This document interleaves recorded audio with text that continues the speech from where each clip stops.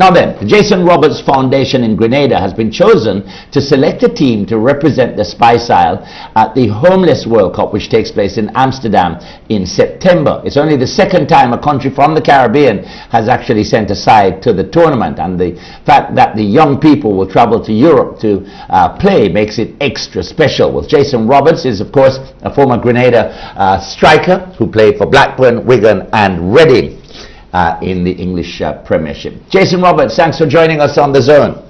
Absolute pleasure. Tell me a little bit, first of all, about the Homeless Tournament. The Homeless World Cup has been running for the last 11, 12 years. It's a social movement which looks to use football to inspire people, especially people who are homeless or find themselves in tough situations. The definition of homelessness is different in every region. There'll be teams from England, the USA, the biggest football powers in the world. But of course in the Caribbean, homelessness is a bit different to what it would be in Europe. We've been able to select from people who maybe have homes who don't own the land where they live on, or if they have homes which don't have running water, inside toilets, etc. That's under the definition of homeless. So we've been able to reach a lot of people, and we're very excited to be able to participate in this social movement, really, which, you know, in Mexico City a couple of years ago, they had over 160,000 people watching and coming through the tournament. So it's a huge thing for Grenada, a huge thing for the Jason Roberts Foundation, and we're really hopeful that we can use this to change people's lives. How did the invitation to Grenada come about? Well, I was fortunate enough to meet Mel Young, who's one of the founders of the Homeless World Cup, and we got speaking about the work of the Jason Roberts Foundation, which has been running in the Caribbean for the last 7 years.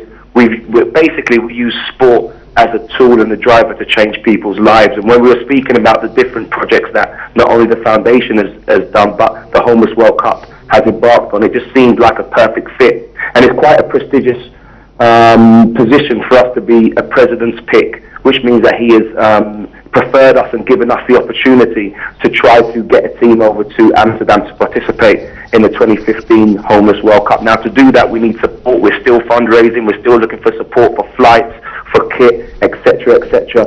And we are looking for partners to get involved, and they can do that through the website www.jasonrobertsfoundation.com. We are looking for partners to make sure that we can represent Grenada and represent the region, because we're only the second team to be picked from this region, and we believe it's a huge honor and a privilege to be part of this huge movement. Jason, this is Hubert Lawrence in The Zone as well. Let me ask you, who are the people and companies who have already come on board to support this venture?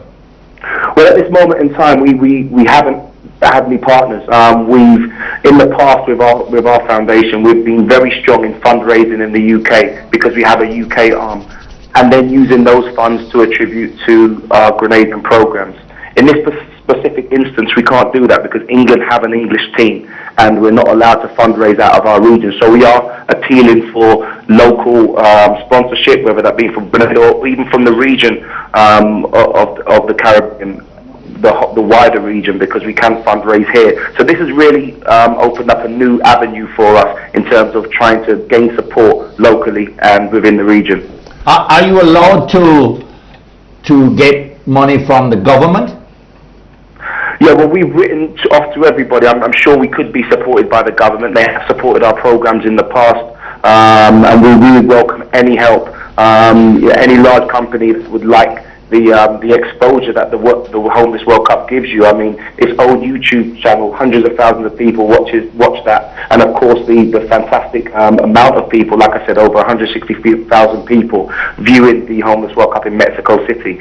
Amsterdam will be a huge tournament. We believe there'll be a huge presence there, and we think it will be a perfect fit for anyone who would like to partner the foundation in changing people's lives. This is not just about football. This is about making sure that these youngsters get the opportunity to participate and show their talent in Amsterdam, but also we look to run a range of programs when we get back to Grenada to help these guys to get on their feet and gain employment, etc. What sort of money target would get them there and get them ready? Well, I mean, our main expense at the moment would be the flights over to Amsterdam. So, you know, we've been looking at maybe £10,000. I think we'd probably get the flights over there. I'm not entirely sure. Once we're there, the Homeless World Cup, as an organisation, they would be able to facilitate what we need over there in terms of accommodation, in terms of food. But for the moment, our main focus is on getting us there. Once we're there, then we hope that the Homeless World Cup will be able to assist us. As we are the President's pick, they have been very open-minded about how they can assist. But from our end, we need to work very hard to try and find the right partners to help us to get to Amsterdam. What's the format for the Homeless World Cup? Yeah, well, actually, it's we're looking to bring a squad of 8 players. We'll also bring some coaching staff, and hopefully we're on the lookout for some medical staff as well. But it's actually 3 aside and 1 goalkeeper. So it's 7 minutes each way. It's a very quick turnover of players. As you can expect, the thought of how fit the guys would be is something we have to work on between now and then. But I think you know, the 3v3, I play 3v3 in training. It's very, very hard. We've been working on the guys, making sure they don't lose their markers and keeping them as fit as we can. So it's going to be a very quick, high turnover of players. But we're confident we've got a good young group. Okay. What other projects is the foundation working on? But we've been very fortunate that over the last 7 years we've been able to, I hope, impact a lot of lives in Grenada. We've done that in various ways, whether it be working in the disability schools. We use golf and football as a driver to go in and create a curriculum around golf football that helps the kids to engage. And you know, because in terms of disability, the attitude towards the disabled participation in sport is maybe not what we would like. So I think we've been very successful in our disability program. We also run access to football programs, women's football, over the last 7 years. I mean, even coming up next month, we'll have a football coaching tournament. We'll have over 200 kids a day coming in and having access to football, access to good provisions.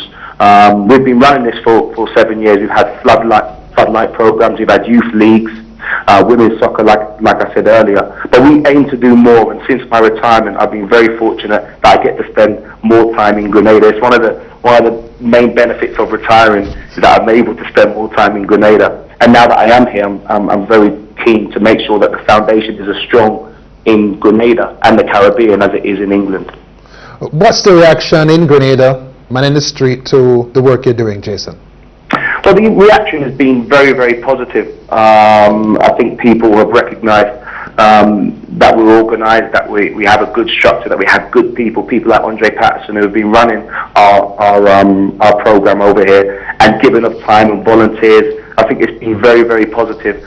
But I think the attitude towards, how can I put this, the attitude towards giving to charity, the charitable sort of view, has been very different in the UK as it has in the Caribbean. I think lots of people have been able to get behind the charity in England. We're very fortunate to just recently be given a comic relief bid, which, as you know, in terms of governance, in terms of your running of a programme, means that you are as well run as any charity in the UK. What we are now looking for is more people to get on board with the foundation in the Caribbean. I think at the start the attitude was, you know, here's the rich footballer coming over to do a number of different things, and we have been able to do a number of different things. But for us to grow and to do more, we need support and partners, and although the reaction has been positive, it can always be better.